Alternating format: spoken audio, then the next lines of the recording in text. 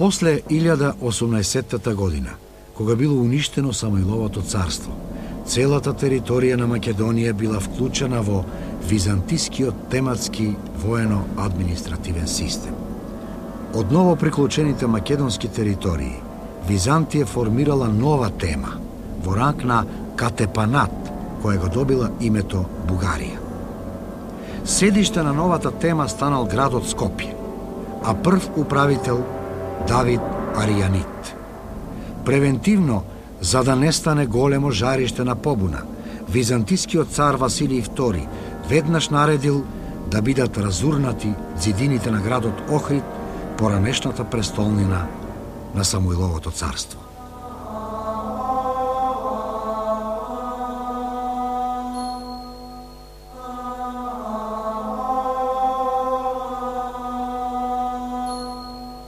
Во текот на втората половина на 11-тиот век, наместо пространата тема Бугарија, во Македонија биле создавани поголем број главно мали по обем теми. Единствено, Солунската тема останала поголема. Новите теми се состоеле од еден покрупен градски центар заедно со својата потесна или поширока околина. Од крајот на 11-тиот и во текот на 12-тиот век познати се следниве византиски теми во Македонија: Солунска, Струмичка, Берска, Костурска, Мегленска, Пелагониска, Охридска, Вардарска, Скопска и други. Тематските граници биле променливи и се прекројувале во зависност од проценките на византиската власт, како најдобро би можела да одолее на внатрешните или надворешните предизвици. Така, познато е, например, дека малата Охридска тема привремено била приклучувана кон поголемата Драчка тема, со главна цел да се организира подобра одбрана од надворешните навлегувања, нормански, крстоносни, српски и други. Покрај надворешните навлегувања и востанијата на Петар Дељан и Ѓорги Војтех представувале фактор кој привремено го нарушувал нормалното функционирање на византискиот административен систем во Македонија. Покрупните теми били управувани најчесто од дуксови, а помалите од катепани и стратези. Значи, евидентно е постоењето на мали воени и мали фискални теми кон крајот на 11-тиот век на просторот на Македонија, кои главно биле под контрола на големите и стари Драчка и Солунска тема. Според ревидираните мислења во византологијата во периодот на 11-тиот и 12-тиот век, главно се бележи тенденција на константен економски развој, кој меѓу другото подразбирал земјоделски и урбан развој во провинциите на Византија. Таквата оценка секако се однесува и за просторот на Македонија. Во овој период се бележи разложување и распаѓање на селската општина за сметка на растеж на крупниот феодален земјопосет.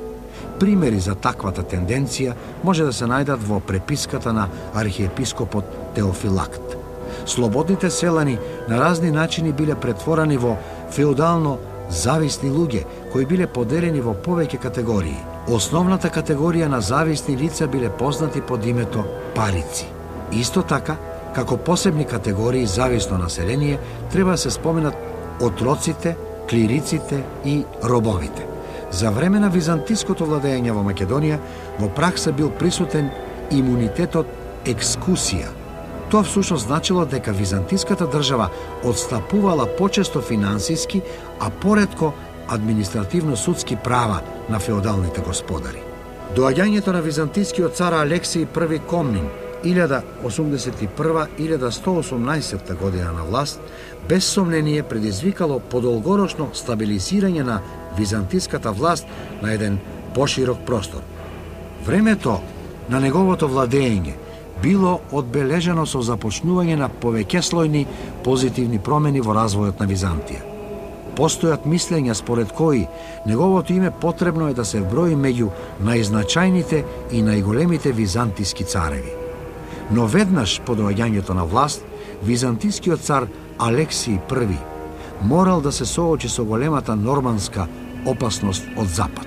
Норманскиот владетел Роберт Гвискард и неговиот син Бомеунд Таренски, по утврдувањето на своите позиции во поранешните византиски владенија во Јужна Италија, пролетта 1081 година организирале голема воена кампања. За основна цел на големата кампања било поставено проширувањето на норманската власт од другата страна на Јадранското море кон балканските владенија на Византија.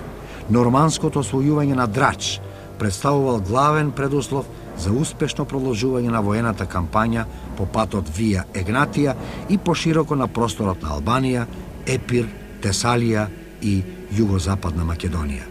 Сериозноста на ситуацијата наложувала личен воен ангажман на византискиот цар. Според Ана Комнина, кога царот Алексиј I во август тргнал од Цариград кон Драч, во редовите на неговата војска имало разновидни и разнородни воени трупи. Меѓу војните единици и командантите кои се наоѓале под византиска команда се споменуваат Антиох, кој заповедал со македонците, Александар Кавасила, кој заповедал со тесалијците, а Татики, тогаш велики примикерии, заповедал со турците кои живееле околу Охрид.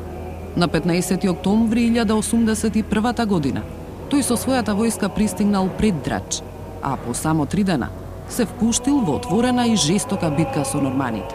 Византиската војска на чело со Алексиј I доживеала катастрофален пораз. Во тие тешки околности, според Ана Комнина, царот Алексиј I со својата придружба избегал од боиштето и по 2 деноноќија патување преку планини и по лоши патишта стигнал во Охрид. Опоравувајќи се малку во Охрид и одморајќи си го телото, царот Алексиј I потоа се упатил во Девол за да ги дочека своите разбегани војници. Во Девол царот наредил разбеганите војници да се собираат во Солун, каде и самиот се упатил. Паѓањето на градот Драч во нормански раце сепак се одолговлекло неколку месеци, односно до февруари 1082 година. Се создале услови за натамошни нормански освојувања кон Епир, Тесалија и Македонија. По доживеаниот втор воен пораз од норманите, овој пат во битката кај Јанине во Епир, царот Алексиј I, сосема слично како по поразот кај Драч, со дел од војската успешно го предводел и второто повлекување.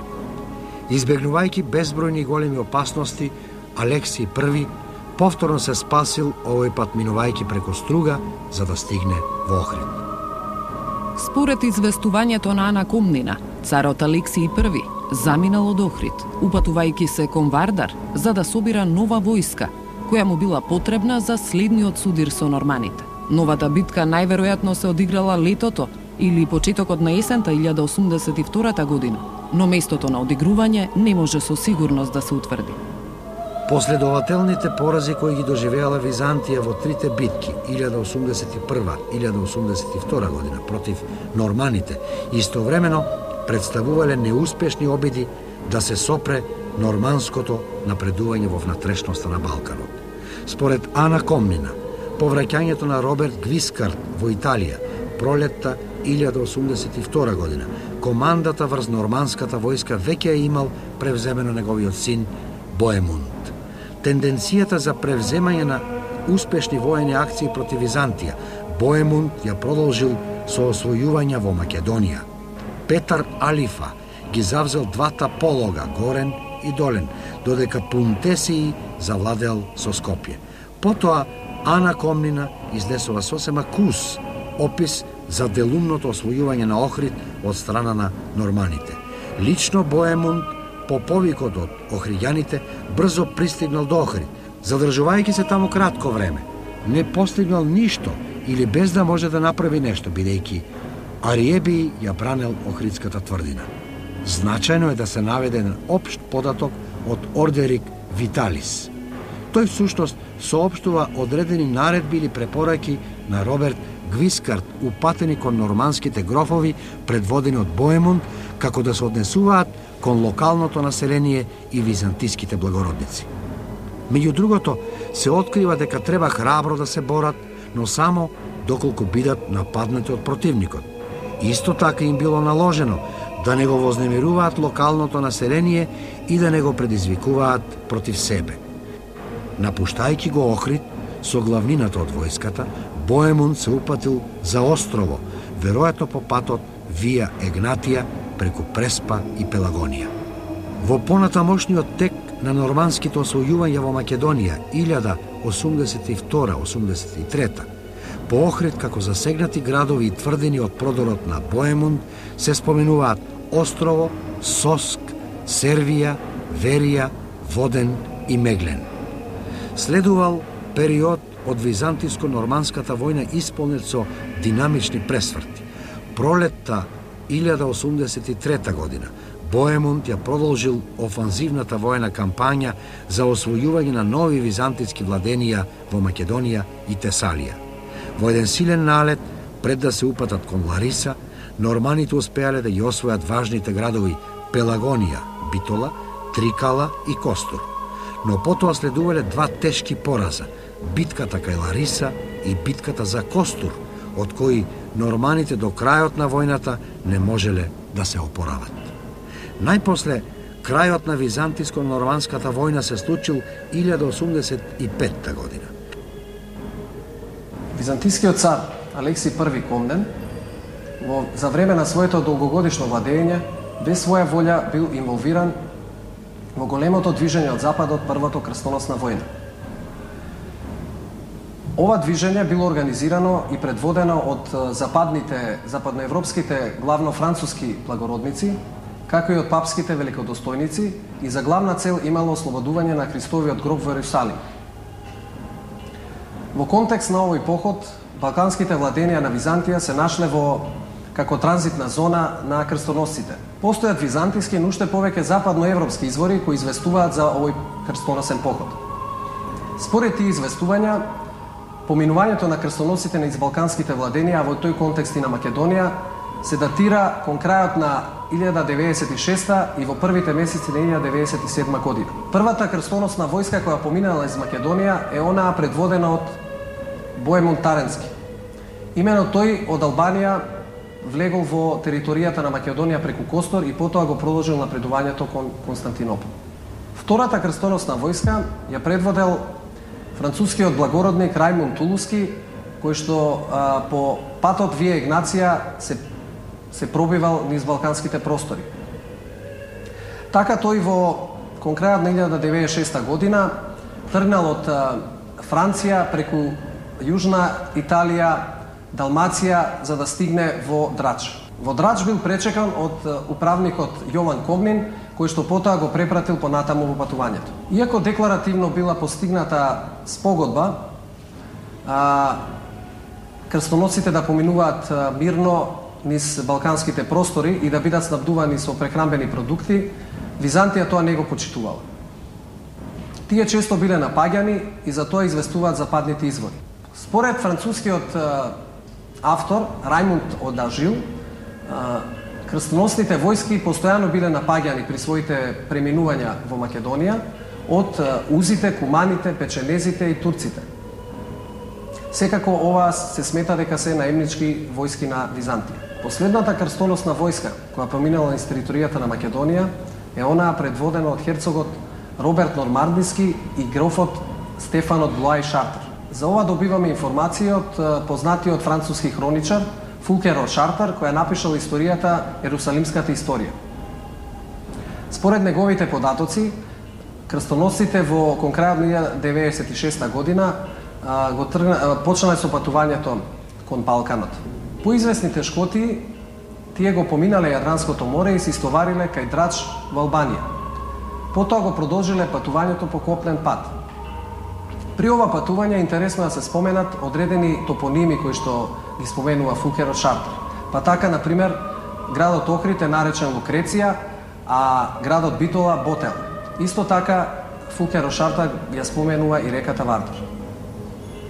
Од богатата ризница на податоци во писмата на Теофилакт Охридски постојат ретки фрагменти кои се однесуваат на преминувањето на крстоносците низ Македонија или по-конкретно низ некои од епархиите на Охридската архиепископија. Обраќајќи му се на китарскиот епископ после одредена пауза во комуникацијата, Теофилакт значителен дел од писмото посветува на двете причини кои придонеле за тоа. Првата причина била преминувањето на франките или навлегувањето, или не знам како поинако да го наречам, кое толку не опфати и не привлече, што дури ни самите не се чувствувавме. Втората причина била што Теофилакт не бил во можност да најде сигурен и доверлив курир за праќање на писмата, но бидејќи веќе се навикнавме на пакостите на франките и ги поднесуваме злата полесно од претходно, зашто времето е добар учител на се, па затоа понекогаш сме господари на себе си. Податокот на Теофилакт упатува на тоа дека за време на поминувањето на крстоносците 1096-1097, состојбата во Охрид и пошироко била неповолна, одразувајќи се најмногу на ограничување на движењето на луѓето и осиромашувањето на материјалните и човечките ресурси на градовите. После 10 години се бележи последниот обид на Боемунд Таренски да завладее со балканските владенија на Византија. За да ја добие неопходната финансиска и дипломатска помош, Боемунд ги посетил Италија, Франција и Нормандија, а по пристигнувањето во Јужна Италија во втората половина на 1106 година, тој ги започнал конкретните војни подготовки за предстојниот продор. Бидејќи таквата намера на Боемунд била очекувана од византискиот цар, тој започнал со сериозни и долготрајни дипломатски и војни подготовки со намера Византија овој пат поуспешно да се справи со норманската опасност. Токму во контекст на подготовките кои биле превземани за што подобро утврдување на градот Драч, Ана Комнина меѓу другото се осврнала на реката Дрим, при тоа опишувајќи го нејзиното течение од истекот на Охридското езеро до вливот во Јадранско море. Според авторката, реката Дрим се симнува од височините од езерото Лихнит, кое на варварскиот јазик се нарекува Охрид, под планината Мокра преку 100 канали. Тие како посебни рекички на тој начин течат до реката кај Дебар во која се влеваат. Од тоа место реката се зголемува и се нарекува Дрим. Потоа следува описот на течанието на Дрим до нејзиното влевање во Јадранското море, во близина на Леш. Во текот на октомври 1107 година, откако Боемунд со норманската војска се истоварил од своите бродови кај Валона и го освоил споменатиот град, се упатил кон Драч. Во меѓувреме царот Алексиј I се упатил од Константинопол кон Солун. Овој пат намерата на Алексиј I била добро да ги утврди позначајните војни пунктови во Епир, Албанија и Западна Македонија. Од војниците кои биле обучувани во Солун, царот ги избрал најискусните и најхрабрите и ги испратил по клисурите и теснините каде се очекувало навлегувањето на норманите. Така, според известувањето на Ана Комнина, кон крајот на 1107 година, Александар Кавасила со коњаница и пешадија бил испратен да ја брани тврдината Петрела. Војсководачот Лав Никерит со поголем одред го чувал Дебар, а на Евстатиј Камица му била доверена заштитата на премините на Арбанон. Превземените мерки на Алексиј I со право се дефинирани како превентивно одбрамбени. Во текот на пролета 1108 година, додека Боемунд неколку пати залудно се обидувал да го освои Драч, царот Алексиј I од Солун преку Пелагонија пристигнал во добро утврдениот Девол. Непосредно со вршењето воен притисок и опсада на Драч, на што лично го насочил целото свое внимание, Боемунд со еден дел од војската го испратил својот брат Гвидо, грофот Сарацин и Контопагин да се пробијат кон исток и најпрво да се пресметаат со Александар Кавасила, бранителот на тврдината Петрела. Потоа било планирано да се ослободат главните патишта и да се превземат одредени попатни тврдини од византиска контрола. Всушност, тежиштето на акцијата било насочено кон позициите на Евстатиј Камица, кој ги контролирал премините на Арбанон. Делејќи ја норманската војска на два дела, Гвидо со едниот дел од војската се упатил фронтално кон Евстатиј Камица, додека вториот дел од војската начело со Контопагин и грофот Сарацин се упатила кон Дебар и требало да го нападнат Евстатий Камица од Задгрб. Норманскиот план во потполност успеал. Но набрзо потоа летото 1108 година, тешкотиите со кои се соочувал Боемунд станале несовладливи и тој бил принуден на драчкиот дукс Алексиј да му предложи склучување на мир. По прифаќањето на норманската понуда од царот Алексиј I во септември 1108 година бил склучен така наречениот Деволски договор, кој всушност ја официализирал византиската победа. Од норманскиот продор сепак произлегле негативни последици за Охрид, поконкретно за тоа кои и какви биле последиците за Охрид и околината од овој последен нормански продор предводен од Боемунд, дознаваме од неколку писма на Теофилакт Охридски. Во две негови писма особено се потенцира проблемот кој настанал поради претераната регрутација на жителите на малата Охридска тема во редовите на византиската војска, што придонело за осетно осипување на машкото работоспособно население. Во писмото, упатено до драчкиот дукс, Теофилакт директно барал да се прекине или барем да се намали собирањето на пешадија од Охридската тема, под изговор дека темата е мошне мала и сиромашна и дека недостатокот на население уште повеќе ја влошува состојбата. Во богатата преписка на Теофилакт постои уште едно писмо, кое можеби на најдобар начин ја доловува тешката положба во која се нашол градот Охрид и Македонија, предизвикана од навлегувањето на норманите во првата деценија на 12-тиот век. Писмото е упатено до магистерот Јован Пантехни и во него Теофилакт пишува: Работите во Охрид се многу страшни. Земјата на Мокра, а Мокра е дел од Охридско, е заграбена од робот и од стапникот. А Багора, тоа е голема планина во средината помеѓу бугарските и драчките планини, се наоѓа во рацете на бунтовникот.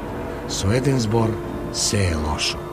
Но да се надеваме на Бога и на грижите на моќниот цар, дека тој гуштер, кој што стоплен од зраците на царските добрини дигнал глава, лошо ќе помине и нема каде да се скрие. Времето на владење на византискиот цар Алексиј I Комнин во голем дел се совпаѓа со времето кога, како архиепископ во Охрид, се наоѓал познатиот Теофилакт. Од неговата сочувана писмена кореспонденција добиваме драгоцени податоци за неговиот живот и делување во Охрид. Тие податоци на посреден начин всушност ни откриваат важни фрагменти од поширокиот социјално-економски контекст во кој се наоѓала Македонија кон крајот на 11-тиот и почетокот на 12-тиот век. Поради потребата од обновување и зајакнување на воените ресурси и фискалниот капацитет на државата, Алексиј I бил принуден да спроведува ригорозни мерки. Превземените мерки подразбирале енормно зголемување на државните трошоци, кои единствено можеле да бидат надоместени со зголемување и поголема дисциплина при собирањето на даноците. Фискалните промени предизвикале незадоволство кај поситните и покрупните земјопоседници, на кои им биле ограничувани претходно стекнатите придобивки, привилегии и имунитетни права. Еден од погласните незадоволници од работата на државните даношни чиновници бил самиот охридски архиепископ Теофилакт. Во неговите писма постојат бројни примери од кои може да се заклучи дека Теофилакт за време на неговиот подолг престој во Охрид се наоѓал во речиси континуиран судир со споменатите чиновници. Во неколку писма од преписката на Теофилакт централно место завземаат случувањата во врска со долготрајниот конфликт меѓу архиепископот и парикот Лазар. Преку случајот на парикот, кој бил искористен како експонент, даночните чиновници всушност ги подкопувале собственичките и имунитетните права и привилегии на црквата. Сето тоа одело во прилог на зголемување на државните за сметка на црковните приходи. Во едно писмо Теофилакт пренесува дека Лазар пред царот изјавил: Архиепископот бил дебел и многу богат, дека живеел како сатрап во многукатни згради и дека летувал и се разладувал во неговите добро проветрени куќи. Потребно е да се верува дека Охридската архиепископија и нејзиниот поглавар Теофилакт располагале со крупен движен и недвижен имот. Од податоците во писмата овозможено е да се добие единствено делумен увид во имотната состојба. Според тој увид, архиепископот, освен во Охрид и околината, поседувал или управувал со имоти во Пелагонија, Девол, Воден, Полог и Повардаријето. На земјоделските површини доминантно било производството на жито, кое Теофилакт на едно место го споменува дека се пресејувало за да се оддели од плевелот. Под поимот жито, споменат од Теофилакт, потребно е да се подразберат следниве житни култури: пченица, просо, овес, јачмен и друго. За мелење на житото Теофилакт користел воденици, но од писмата се дознава дека за нивно користење на државата бил принудуван да ја плаќа двојно повисок данок отколку останатото население и дека плаќал данок и за урнатите воденици. Во земјишните имоти на архиепископијата влегувале и лозјата. Тие се споменуваат во контекст на тоа дека Теофилакт на престапниците кои биле осудени од црковниот суд им одземал лозја и ги приклучувал кон неговиот земјоделски имот. Од грозјето кое било добивано од лозјата било правено познатото охридско тенко вино. Во едно од писмата Теофилакт оставил сведоштво дека во негово време во околината на Охрид се одгледувала и маслинката. Треба се претпостави дека со нивна преработка се добивало масло. Архиепископијата по се изгледа располагала со пространи планински пасишта на кои се одгледувало ситен и крупен добиток. На едно место во писмата се споменува дека Теофилакт им доделил малку добиток на дел од своето зависно население. Се чини дека Теофилакт добивал големи приходи од црковните пасишта, што се заклучува од податокот дека неговите патишта биле полни со сирење, а од неговите ридови течело млеко. Во редот на стопанските гранки од кои црквата без сомнение имала значителни приходи, спаѓало рибарството. Тоа изгледа сосема природно, поради тоа што градот Охрид се протегал на бреговите на Охридското езеро. Од писмата се дознава најраспространетиот начин на кој се ловела рибата. Биле употребувани струги, прегради, кои грците ги нарекувале вади. На повеќе места во писмата се сретнуваат податоци дека Теофилакт испраќал охридски риби на своите адресанти, пријатели и поддржувачи ширум диецезата на Охридската архиепископија и пошироко. Тие насекаде биле познати како сладки риби, веројатно бидејќи биле вкусни за јадење или можеби дека биле сладководни. Интересно е тоа што се открива дека рибите за конзумирање биле подготвувани на два начини, како солени риби и риби испечени во леп. Најверојатно се работи за видовите на риба пастрмка и белвица. Посреден податок кој сведочи за функционирањето на трговијата во Охрид представува постоењето на градскиот пазар, каде бил забележуван и Теофилакт. Се смета дека присуството на Теофилакт на пазарот треба да се разбере како негова потреба да тргува со вишоците од земјоделско-сточарските продукти кои ги остварувал од своите имоти. Во писмата на Теофилакт на неколку места директно се споменуваат охриѓаните. Таквите податоци овозможуваат во голема мера да се открие каков бил односот на Теофилакт кон нив. При тоа, потребно е да се нагласи дека освен специфичната локална димензија на значење, споменувањето на охриѓаните мошне често представувало персонификација за македонското население воопшто. Кратко време по доаѓањето на Теофилакт во Охрид, разочаран од обкружувањето, тој во едно писмо ги соопштува првите впечатоци за охриѓаните. Користејќи длабока реторика, Теофилакт охриѓаните ги доживува како вратови без глави, кои не знаеле да го почитуваат ниту Бога, ниту луѓето. Понатаму истакнува дека бил осуден да живее со такви чудовишта и дека не постоела надеж под влијание на некакви подобри сили вратовите да добијат глави. Во едно друго писмо, Теофилакт реторички истакнува дека охриѓаните ја слушале неговата песна, проповед како магарето лирата, на тој начин нагласувајќи ја нивната неукост и непознавањето на грчкиот јазик. Користејќи длабока метафора, Теофилакт на 3 места жителите кои го обкружувале ги нарекува жаби од смрдлива средина, кои биле пород на овдешното езеро на злото, алузија за Охридското езеро. Уште се дознава дека населението смрдело на кози и веројатно на овчи кожи, дека неговите работи засмрделе и изгниле за време на неговиот долг престој во градот Охрид и дека тој наводно робувал на робовите и нечистите варвари кои живееле во голема сиромаштија. Но веројатно, откако одминало подолго време од неговиот живот во Охрид, Теофилакт признал дека не останал отпорен на влијанијата на варварската средина. Тој во едно писмо истакнува дека откако се наоѓа во Охрид, сите негови работи засмрделе и изгниле, дури оние кои биле пријатни и убаво мирисале. При тоа изразува страв и бара помош во блиска иднина гнилежот и смрдејата да не започнат да му мирисаат многу убаво и пријатно. Треба да се потенцира дека, иако испишаните зборови содржат голема доза на иронија и самосожалување, сепак тие на оригинален начин ја потврдуваат неизбежната интеракција и влијание кое го примал Теофилакт од варварската средина. Наводната етничка антипатија која долго време во науката беше истакнувана како главна причина за Теофилактовите негативни квалификации кон македонското население, потребно е да се отврли. Сваќањата и однесувањето на Теофилакт биле сосема вообичаени за еден образован ромеј на висока црковна позиција во провинцијски град обкружен со варвари.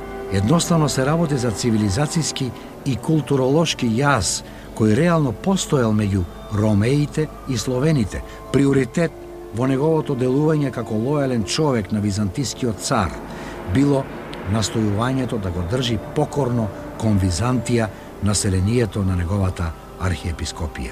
Едноставно, Теофилакт бил човек со 2 лица и 2 природи. Византиската власт во Македонија во 12-тиот век главно имала стабилен карактер. Потребно е да се издвои дека за време на долгото владење на византискиот цар Мануил I Комнин 1143-1180 во контекст на византиско-српските судири, Македонија играла многу важна улога. Во тој контекст се бележат бројни престои на споменатиот цар во Македонија. Поконкретно, може да се утврдат дури 7 престојувања на царот Мануил во Пелагониската рамнина во период од 20 години, 1149-1168. При тоа просторот на Пелагонија бил погоден за подготвителни и логистички воени активности во борбите на Византија, главно против Србија. За историјата на македонските простори, ретки и значајни податоци се содржани во делото Географија од познатиот арабијански писател Идризи. Во споменатото дело од средината на 12-тиот век се споменуваат и накратко се опишуваат бројни македонски градови. Охрид е прекрасен град со многубројни згради и развиена трговија. Тој се протега на врвот од еден убав рид. Близу до него се протега големо езеро од кое рибата се лови со лодки. Тоа езеро се наоѓа од јужната страна на градот. Обиколката на езерото трае 3 дена патување. За Скопје се дознава дека бил голем град со особено развиено земјоделство, лозарство и овоштарство. Струмица се продегала на една планина и била богата со обработливи полиња, како и со овошни и лозови насади. Мородвист бил густо населен град сместен на рид и имал ниви и лозја. Малешево било место изградено на висорамнина и обкружено со села и селца со прекрасни градини и бројни овошни насади. Острово било селиште обколено од големо езеро богато со риба, чија обиколка трае ден и половина патување. Воден бил град сместен на познатиот пат и бил оддалечен од Солун 2 дена патување. Сер бил убав град со многу згради, со лозја, со овошни насади и со ниви. Битола бил убав, прекрасен и пријатен град во кој се стигнувало од Охрид, одејќи кон исток за 2 дена, додека растојанието од Драч до Битола изнесувало 8 дена. Лерим пак бил оддалечен од Битола половина ден одење. Имал повеќе квартови со многу жители, а се наоѓал на една височинка. Уште се дознава дека по линијата околу градот биле посејани со разновидни култури, а имало и многу лозја. Поголемиот дел од градовите биле аграрни населби. Солун и Сер биле поразвиени градови со повеќе занаетчиски работилници. Со смртта на царот Мануил во 1180 година завршила една блескава епоха и започнал еден од најсудбоносните периоди во 1000-годишната историја на Византија. На внатрешен план до полн израз дошле сепаратистичките тенденции на крупните магнати. Во 1185 година се бележи нов нормански обид за завладување на балканските владенија на Византија. Откако во јули норманите од Сицилија, предводени од кралот Вилхелм II, без поголем напор го освоиле градот Драч, тие веднаш по патот Вија Егнација се опателе кон Солун. По повеќедневна обсада градот Солун паднал во нормански раце, иако бранителите изведувале храбри подвизи, скокајќи од зидините и без оружје, спротивставувајќи им се на непријателите. Најмногу поради губењето на Солун била предизвикана промена на византискиот престол, што воедно значило крај на династијата на Комнините. Во контекст за внатрешната нестабилност и сепаратистичките тенденции во Македонија треба да се истакне примерот со Добромир Хрс, користејќи ја зафатеноста на Византија околу обидите за ликвидирање на бугарското востание на браќата Петар и Асен. Крупниот благородник Добромир Хрс по потекло Влав се осамостоил во градот Струмица. Според историчарот Никита Хонијат, Хрс не им се придружил на браќата Петар и Асен кога тие во 1185 година се кренале против ромеите, туку кренал оружје против нив со своите 500 сонародници и станал сојузник на ромеите. Иако не се наведува во изворите, се смета дека Хрс и пред 1185 година делувал како крупен феодален господар во Струмичката област. Според известувањата на Хонијат, набрзо потоа беше фатен дека, постојано пробивајќи се напред и настојувајќи за себе да ја приграби власта, се приклонуван ко своите соплеменици, па поради тоа бил затворен. Потоа бил пуштен и испратен да ја чува Струмица, но надежите на царот, кој таму го испратил, тој ги изневерил, подведувајќи се на својата желба и тој на соседите ромеи безсрамни зла да им нанесува. Откако се утврдил во Струмица, според Теодор Скутариот, Хрс ја завзел и блиската тврдина Просек, која ја претворил во седиште на независно кнежество. Никита Хонијат пак потврдува дека по завладувањето со Струмица ја зазел и тврдината Просек, која откако ја уредил како резиденција, ја утврдил и приспособил во непристапно живеалиште. Познати се исклучително живописните описи на тврдината. Во очекување на напад од византискиот цар Алексиј III Ангел 1195-1203 година, тврдината Просек, која се наоѓала во Демиркаписката клисура, била претворена во неосвоиво упориште за ромеите. Хрс повеќе не се грежил од напад на царот, бидејќи внатре во тврдината складирал многу резерви од храна и по планината одгледувал овци и говеда. Единствен недостаток била водата, која морала да се доставува од реката Вардар, која порано се нарекувала Аксиос. Покрај Струмица и Просек, во самостојните владенија на Хрс влегувале и други градчиња и села. Во 1199 година голема византиска војска предводена од царот Алексиј III се упатила кон Просек. Откако биле завземени и опустошени некои од попатните тврдини, веднаш се пристапило кон освојување на главното упориште. Таквата тактика се покажала неуспешна. Не располагајќи со потребните обсадни справи, ромеите лесно станувале жртви на војниците на Хрс. Стрелајќи од височините и тркалајќи камењи и празни бочви, тие ги убивале напаѓачите и внесувале ужасен страв во редовите на византиската војска.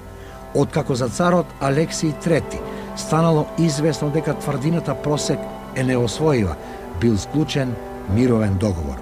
Најважно за Хрс било што издејствувал и натаму да го владее Просек, но и да се ожени за жена од благороден род. За негова сопруга била избрана ќерката на протостраторот Мануил Камица, братучедот на царот, која откако насила била разведена, му била испратена на господарот на Просек.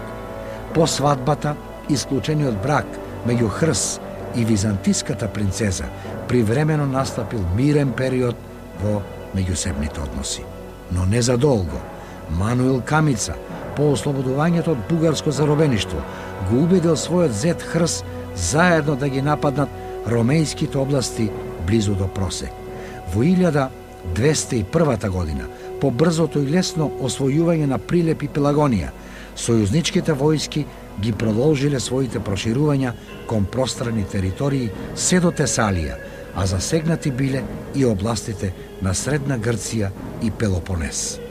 Тогаш царот Алексиј III ја применил вештата византиска дипломатија и издејствувал раздор и раскинување на сојузот меѓу зетот Хрс и тестот Камица.